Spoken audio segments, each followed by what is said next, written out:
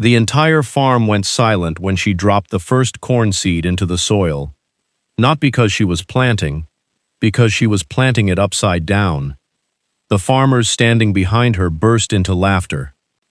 One man shook his head and said, "She just wasted her whole field." Another laughed, "That corn will never grow." And they had good reason to believe it. For generations, everyone in that farming community had planted corn the same way. But this young farmer was deliberately doing the opposite. And what happened months later made the same people who laughed at her start asking one question. How did she know? Her name was Sarah.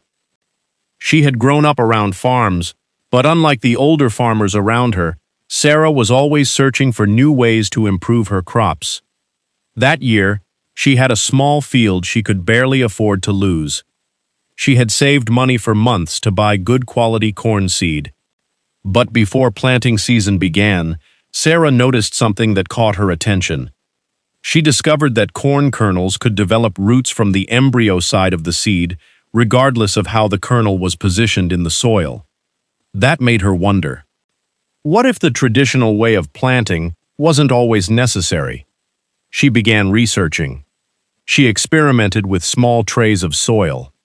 She planted some kernels normally. Then she planted others upside down. She didn't immediately tell anyone. She simply watched, day after day.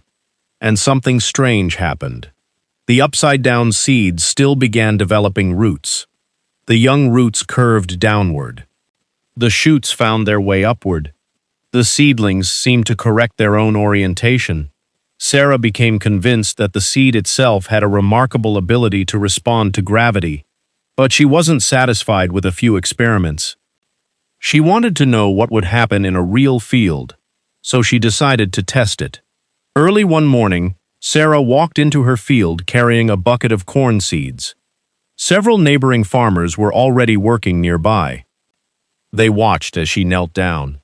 She placed the first seed into the soil, then another, then another.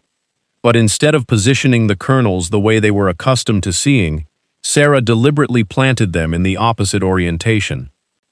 Within minutes, people noticed. "Sarah, what are you doing?" She didn't answer. A farmer walked closer. "You're putting them upside down." Sarah smiled. "I know." That was all she said. The laughter started immediately. Some farmers joked that she was trying to invent a new kind of corn.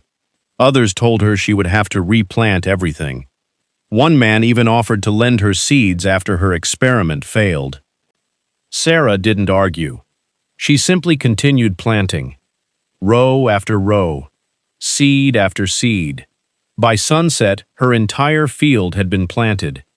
And according to everyone watching, she had just made a terrible mistake. For the next few days, Sarah checked the field every morning. Nothing. The soil looked exactly the same. The farmers who had laughed began passing by just to see if anything had grown. Day 4. Still nothing. Day 5.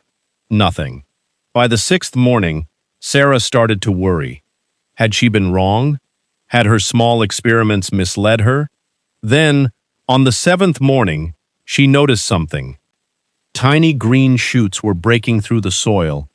She crouched down. There they were, rows of young corn plants, growing. The farmers noticed too. The laughter became quieter. But they still weren't convinced. "Wait until the plants get bigger," one farmer said. Sarah nodded, because she knew the real test hadn't started yet. As the weeks passed, the corn continued growing.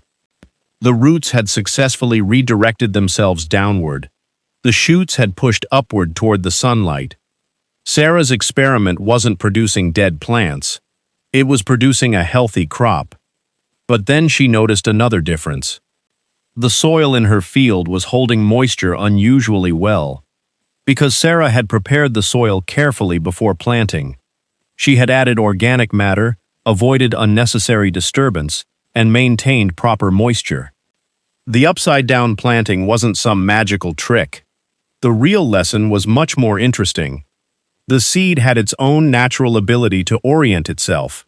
and Sarah had combined that knowledge with careful soil management. Still, the other farmers weren't convinced. They wanted to see the final result. So Sarah waited. Months later, the corn was tall. The field had turned into a sea of green. Then the ears began filling. One morning, Sarah walked between the rows and pulled back the husk from the first mature ear. Full kernels, healthy and tightly packed. So she checked another. Then another. The crop had developed beautifully. When harvest day arrived, several farmers came to watch. The same people who had laughed months earlier were now standing quietly beside her field. One farmer finally asked, "Sarah, how did you do this?" She looked at him and smiled. "I didn't make the seed grow differently." She held up a corn seed. "I just trusted what the seed was capable of doing." The farmers looked at one another. They had expected failure. Instead, they had witnessed something they had never considered. But Sarah's experiment taught them something bigger than whether a corn seed could be planted upside down. It reminded them that farming isn't only about following traditions. Sometimes, progress begins when someone is willing to ask, "Why do we always do it this way?" Sarah didn't succeed because she ignored everything the older farmers knew.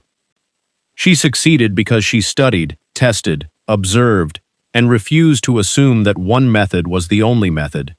And that became the part nobody forgot.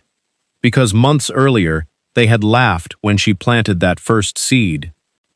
Now they were standing in front of a field full of corn.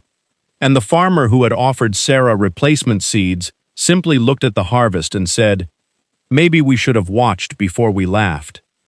Sarah smiled. Then she picked another ear of corn. Because sometimes, the person everyone thinks is doing it wrong